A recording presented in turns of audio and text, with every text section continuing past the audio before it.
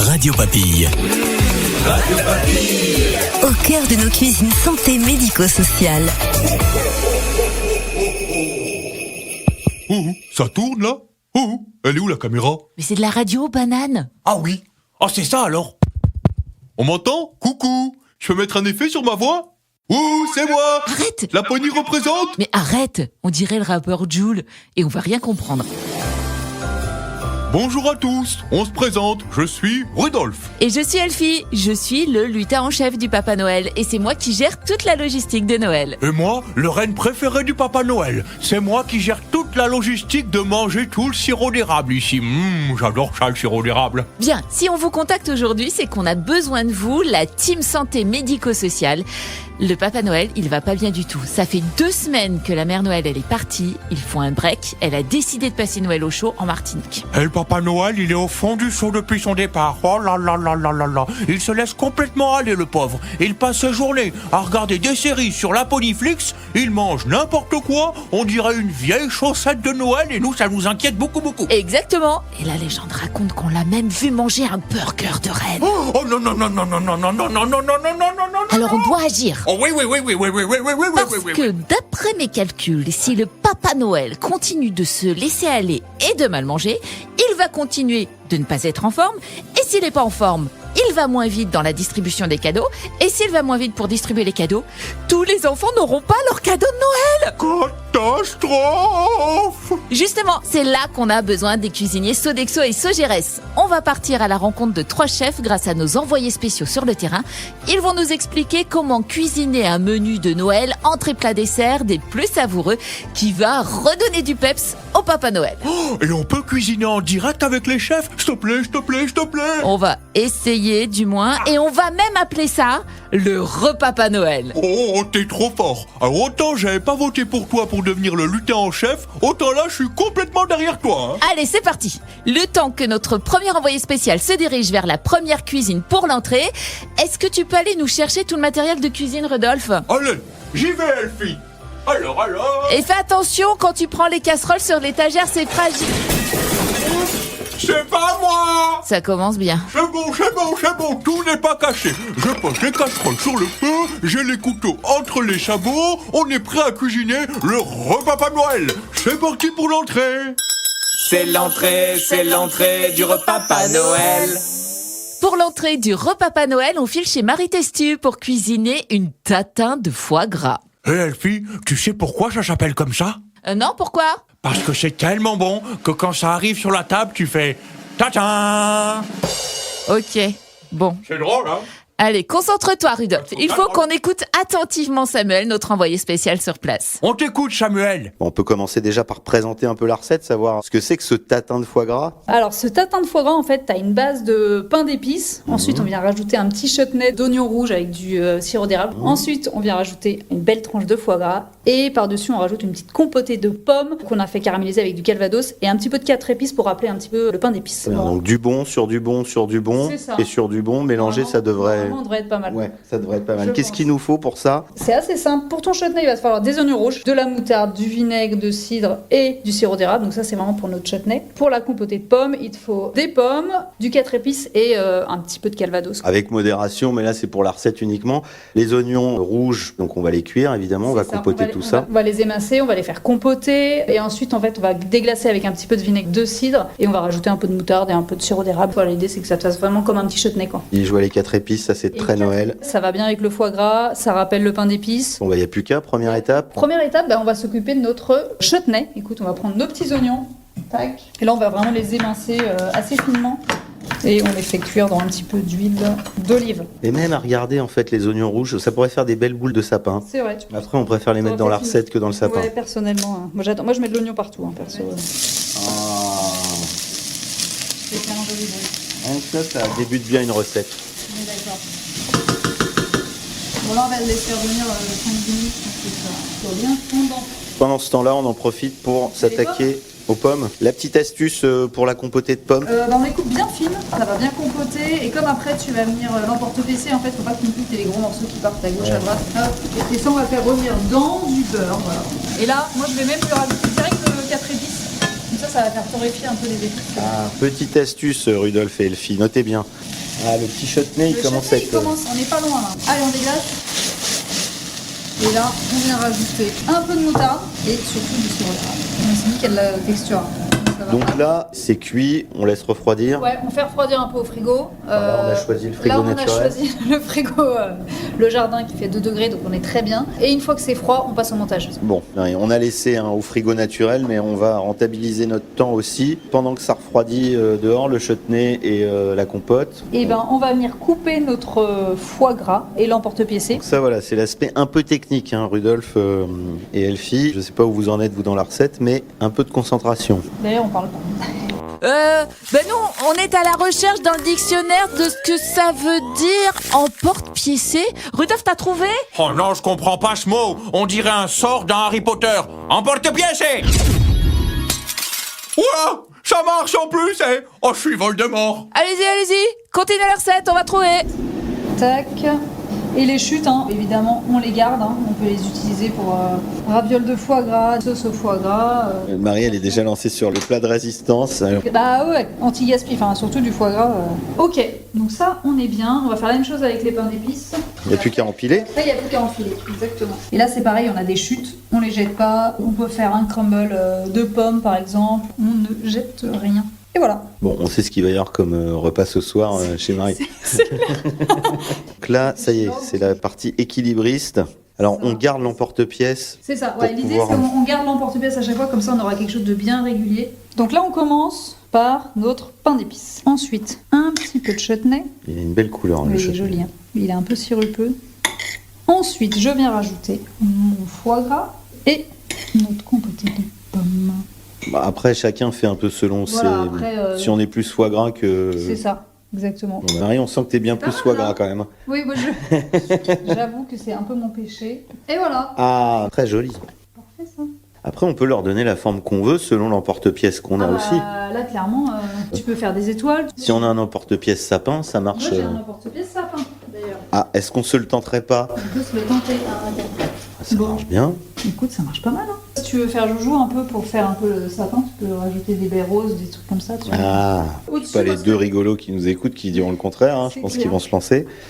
Et moi j'aime bien au-dessus, comme il y a un peu de sucre en fait dans ta compotée, je balance un petit coup de chalumeau, voilà, pour avoir un petit côté croustillant au-dessus. Ça à noter, c'est le petit plus, l'autre petit plus, Marie, t'es sûre, on en aurait eu des plus.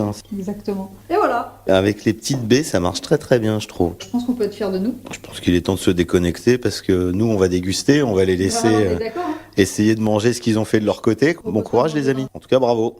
Merci. Bon, moi je vais goûter. Merci Marie, merci Samuel. Oh là là, on a fait une merveille. Le Père Noël va se... Rudolf! Ouais, quoi? Qu'est-ce que tu fais là? Mais grand chef, il dit toujours qu'il faut goûter les plats pour savoir si c'est bon. Et là, c'est super bon. Mais faut goûter pendant la recette, pas après. Là, il va manger quoi le Père Noël? Oups. Bon, attends. J'ai juste mangé un bout de foie gras. Je vais retrouver un canard, refaire un bout de foie, je le remets dedans et le tour est joué. Allez, j'y vais. Petit. Viens ici, petit foie gras. Bon, pendant que Rudolf joue à attrape-trappe, au moins nous, on est tranquille et je peux vous présenter la suite du repas Papa Noël. C'est bon, je gère. Je gère pas, en fait. Alors, pour le plat principal, on va aller retrouver le chef Yann Braghini. Il va nous aider à confectionner une ballotine de volaille farcie. Mais juste avant, on va prendre des nouvelles du Papa Noël. Allez, suivez-moi, on va dans le salon. Chut, il dort. J'ai l'impression qu'il s'est endormi devant la Poniflix et un épisode de la Casa des Noëls. Oh là là, c'est parfait. À son réveil, il aura faim et le repas Papa Noël qu'on lui prépare, ça va le rebooster. Allez, c'est parti, on retourne en cuisine. Rudolf, cuillère, casserole, au rapport. Chef, oui, chef. Alors, jingle. C'est le plat du repas Papa Noël. On se connecte avec Samuel qui vient d'arriver sur place. On est prêt à réaliser la ballotine de volaille farcie. Allez, c'est farci, on y va. Eh bien, celle-là aussi. Bah oui, ça y est, donc là on passe au plat de résistance, Rudolf, Elfie, et je suis avec Yann, le nouveau chef, je vous laisse vous présenter. Je m'appelle Yann Braghini, je suis conseiller culinaire chez Sogérès pour Domitis en résidence-service dans l'entreprise depuis 11 ans. Aujourd'hui, pour le plat de Noël, on va faire une ballotine de volaille farcie aux champignons, une sauce aux morilles, des légumes rôtis au miel, un crémeux de panais et un écrasé de pommes de terre. Très bien, vous avez 1 heure. Première étape, on va commencer par la farce, j'imagine. On va commencer par la farce, on va faire une duxelle de champignons qu'on va faire revenir, qu'on va déglacer au vin blanc. Ça va nous servir donc à farcir, à garnir nos ballotines qu'on cuira après en 2 temps. La farce, ça va bien plaire à nos 2 rigolos. C'est vrai, le mot est bien choisi. Ça aurait été bien pour Halloween, mais c'est pour Noël, finalement. On va éplucher et ciseler des échalotes. Ensuite, donc, je vais hacher très finement au robot des champignons de Paris. Donc là, on est sur 2 échalotes. 3 échalotes, une donc qui va être pour la farce de champignons et on va en utiliser 2 pour la sauce aux morilles. Là, on les fait suer, hop, et derrière, on va y jeter donc tous nos champignons. Là, on a la partie légumes. Là, c'est donc panais et carottes qu'on a fait rôtir. On a donc une marinade huile d'olive, miel et avec un petit peu d'ail. Et avec les chutes, le reste de panais, donc c'est ce que j'ai fait cuire dans un bouillon de légumes pour pouvoir faire le crémeux de panais. Comme ça, on ne jette rien. Et puis les petites carottes, on garde... Un petit morceau de fan pour que ce soit plus joli, que ça ramène dans l'assiette. Alors, fan de carottes, moi je pense qu'on a un reine qui est fan de carottes, certainement. Il a beau en être fan, je suis pas sûr qu'il ait goûté des carottes comme ça. C'est à lui de les faire, hein, là. Il a la recette. Au boulot, hein, le reine, Rudolf. Le petit filet d'huile d'olive, l'échalote. Là, on va ajouter un petit peu de vin blanc. Ah oui, pour déglacer, c'est le petit Sancerre. C'est ça, il restait du Sancerre, donc on en profite. Il est là, autant qu'on s'en sert. Hein. Je l'ai pas vu venir non plus, celle-là. Et ça sent... Alors, ça sent pas serre, là, mais... On va passer à la découpe en fait des filets. Pour pouvoir étaler la farce dessus, le rouler, on va le mettre dans du film alimentaire pour faire des ballotines. On va les faire cuire dans l'eau donc frémissante. On les cuit un petit coup à la poêle donc dans du beurre pour qu'elles aient une belle coloration à l'extérieur. Ok, bon bah go. Donc on pose la main dessus et avec le couteau on va faire une incision pour toute la longueur. Hop, et je m'arrête un petit peu avant la fin. Ah d'accord, un petit portefeuille, oui. Exactement. Alors là c'est le tour de main un peu compliqué, donc ne vous coupez pas. Avant d'y mettre la farce, on va assaisonner les filets de poulet. Ouais. Donc là je vais y mettre du sel, un petit peu de curry. On va le mettre donc dans le papier film. Je serre bien pour que la cuisson soit régulière. Et là, je prends les 2 extrémités et je vais venir la rouler sur elle-même. Ah là, il y a un petit tour de main, les amis. J'aimerais là être petite souris pour voir du côté de Rudolf et Elfie à quoi ressemble leur ballotine. Je pense pas qu'elle soit aussi belle que celle de Yann. Hein. T'as raison Samuel, on galère un peu. Rudolf, il a réussi à se retrouver enroulé dans le papier film. Rudolf, c'était la volaille qu'il fallait emballer, pas toi. Mais tu parles quelle langue là? J'ai un cousin islandais, il parle comme toi je crois. Bon, tu sais quoi? Je vais m'en occuper, allez-y, continuez la recette, je vais gérer.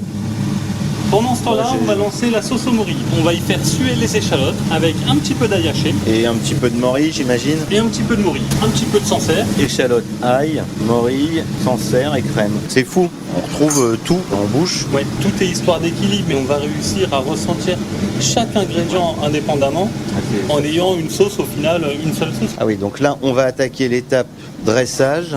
Écrasé de pommes de terre, donc avec de la coriandre et avec de l'huile de noix. Les légumes rôtis, donc les carottes et le panais. Et on a donc notre crémeux de panais qu'on a mis en pipette tout à l'heure. Et les ballotines. On va commencer par l'écrasé de pommes de terre. À l'emporte-pièce. Hop. Ensuite, on va prendre une carotte entière qu'on va venir poser au milieu de l'assiette, à côté de l'écrasé de pommes de terre. 2 morceaux de panais rôti. On dirait des cannelés. Ah mais ça fait un bonhomme avec un nez carotte. Ça fait Olaf. Ensuite, on va prendre donc notre ballotine de volaille. On va la poser un petit peu debout. Donc on va couper des entames. Ça permet de voir le roulé et le cœur. Exactement. Alors comme j'ai mangé la chute, je sais que c'est bon. Et en plus, je vois que c'est beau. Donc un morceau de chaque côté de l'assiette. Ensuite, on va combler les trous avec notre crème de panais.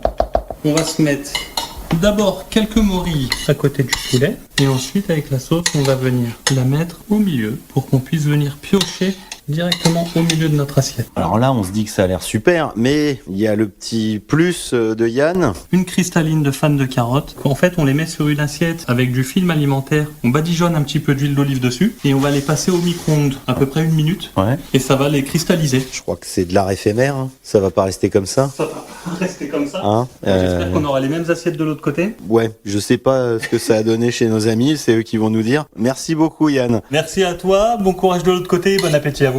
Merci Samuel, merci Yann. Sens-moi ça, comme ça sent bon Rudolf. Le Père Noël, il va se régaler. Oh, c'est maman. C'est maman. Quoi? La maman Noël t'appelle? Rapproche le téléphone du micro et décroche. Allô, maman? Rudolf? Ah, c'est maman. Comment ça va? Écoute, je suis sur la plage là, mais je pense rentrer. Qu'est-ce que tu en penses? Oui, tu as raison. Il faut que je profite et que je pense pour moi, et pas tout le temps au Père Noël. Tu as déjà goûté les acras de morue? C'est un délice. En tout cas, vous me manquez, et je pense rentrer bientôt. Voilà. Allez, moi je vais boire un dernier petit rhum et j'arrive. En tout cas, ça m'a fait plaisir de t'entendre et d'avoir de tes nouvelles. À très vite. Bisous. Oh, elle m'a fatigué. Je sais plus trop si j'ai envie qu'elle rentre, moi. Non mais attends, mais c'est une super nouvelle. Imagine le Père Noël comme il va être content. Allez, on passe à la suite de notre recette. C'est le dessert du repas Papa Noël. On file tout de suite à la rencontre de notre dernier chef, c'est le prince des desserts. C'est Emmanuel Neuhens. Il va nous aider à cuisiner un pain d'épices à la confiture de lait. On se connecte avec notre envoyé spécial, c'est Michael.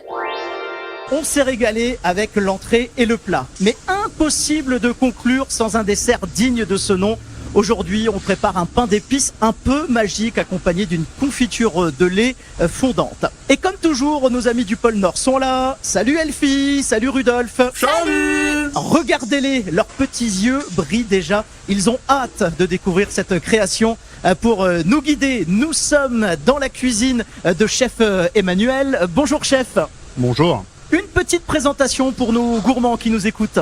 Alors moi c'est Emmanuel, dit Manu, donc je suis gérant de la masse Lucien Gillet à Vendeuvre, à côté de Nancy. Alors chef, par quelle étape commence-t-on ce dessert savoureux? On va faire toutes les pesées, on va préparer les 3 parties. Donc on va préparer les carottes pour 10 personnes. On va faire 150 grammes de carottes râpées.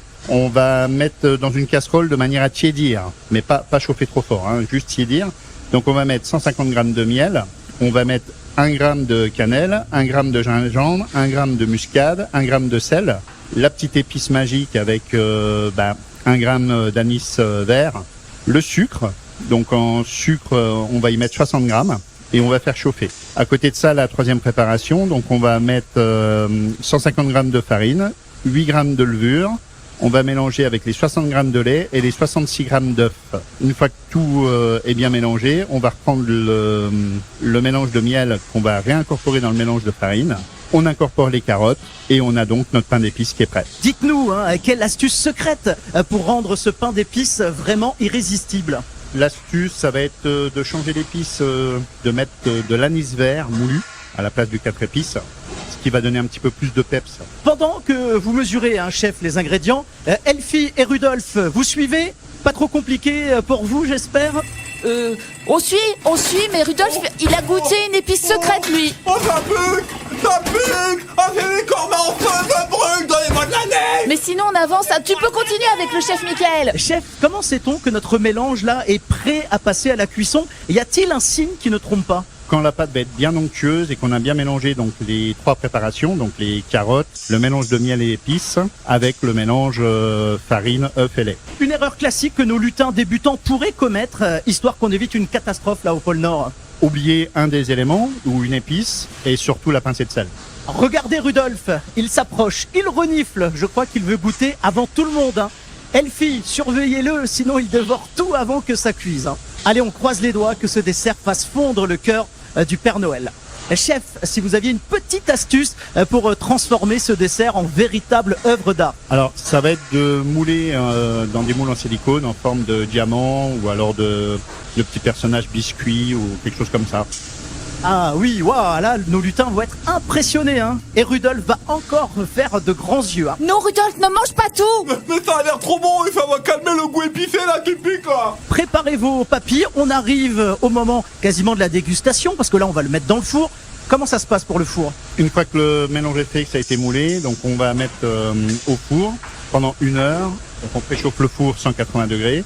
Et dès qu'on a enfourné, on descend le four à 160 degrés.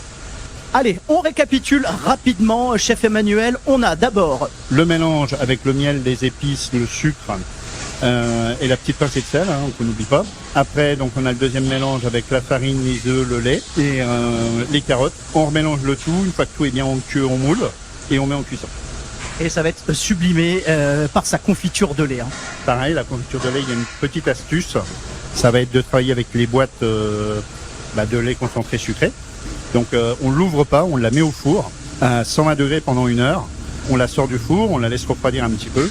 Et quand on ouvre la confiture de lait, donc là, du coup, on se rend compte que tout est fait. Merci chef Emmanuel pour cette aventure gourmande. Grâce à vous, le Père Noël va repartir avec de nouvelles forces pour distribuer les cadeaux.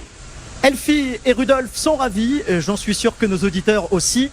Joyeux Noël. Joyeux Noël à vous aussi. Et voilà, Rudolf, et ça y est, on l'a notre repas Noël. Oh là là, je suis sûr que le Papa Noël, il va se régaler avec ça, je vais le chercher. Papa Noël, on a une surprise pour vous. Allez, Papa Noël, allez, levez-vous. Allez, venez dans la... Oh là là, je viens dans la cuisine. Oh là là, mais c'est une statue de l'île de Pâques. J'ai jamais autant poussé de ma vie, je sais pas comment on va faire quand il sera sur le traîneau, celui-ci. Père Noël, avec Rudolf, nous vous avons préparé le plus beau festin qu'il soit, le repas Noël. Un menu en 3 temps, confectionné à l'aide des chefs de Sodexo et de Sogeres, est composé de... Tatin de foie gras, chutney d'oignons rouges au sirop d'érable et compoté de pommes au calvados et foie gras. Ballotine de volaille farcie aux champignons et sauce morille. Légumes d'hiver rôtis au miel, crème de panais et écrasé de pommes de terre. Pain d'épices et sa confiture de lait fondante. Bonne dégustation, Père Noël. Oh, c'est bon. Elfie, je crois que ça a marché. Il retrouve le sourire et l'énergie, notre Papa Noël. Oui, et attends de voir la deuxième surprise qui arrive. Mère Noël, C'est maman. vous êtes revenu, c'est fabuleux. C'est maman. Bon, c'est surtout parce que tout le monde parle de votre repas sur les réseaux et que ça sent bon depuis la Martinique. Alors fallait absolument que je goûte ça. Oh mon amour, que ça fait du bien de te voir en forme. Viens là que je t'embrasse. Mais avant, laisse-moi goûter ce...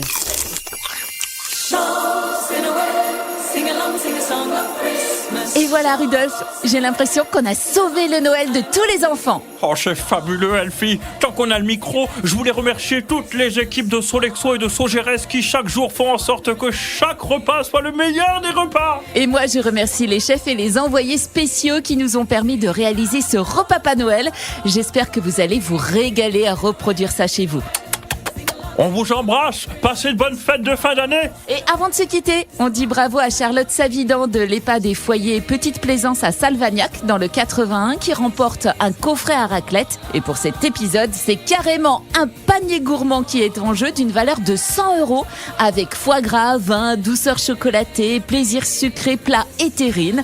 Alors pour tenter votre chance et gagner ce panier gourmand, envoyez la bonne réponse à la question suivante sur contact@radiopapy.fr avant le 23 janvier 2026.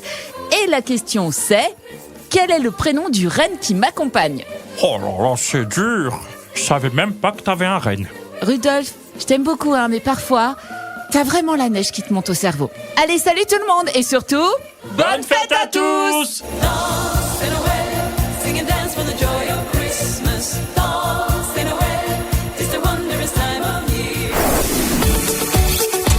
Radio Papille. Au cœur de nos cuisines santé médico-sociales.